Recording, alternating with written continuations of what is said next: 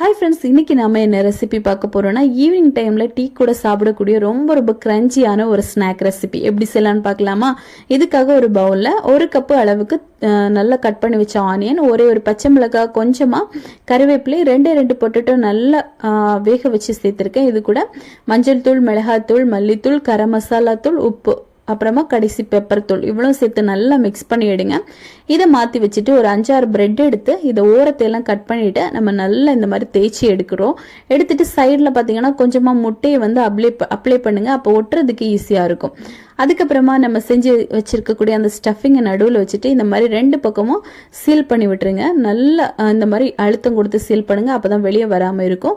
இப்போ நம்ம ரெடி பண்ணி வச்சிருக்க இந்த பிரெட் எல்லாத்தையுமே ஃபர்ஸ்ட் வந்து முட்டையில் நல்லா டிப் பண்ணி எடுத்துட்டு அதுக்கப்புறமா பிரெட் கிரம்ஸில் இந்த மாதிரி நல்லா டிப் பண்ணி எடுத்துட்டு இதை நல்லா ஆயிலில் ஃப்ரை பண்ணி எடுக்க போகிறோம். ஆயில் பார்த்தீங்கன்னா மீடியம் ஃப்ளேமில் தான் இருக்கணும். நல்லா வந்து 2 பக்கமும் கோல்டன் கலர் வாரது வரைக்கும் திருப்பி போட்டு நல்லா வேக விடுங்க. அப்போ தான் வெளிப்பக்கம் நல்லா மொறுமொறுப்பாகவும் உள்ள நல்லா கிரன்ச்சியாகவும் இருக்கும். இப்போ அவ்வளவுதான். இது சூப்பரா வெளியே எடுத்துடலாம்.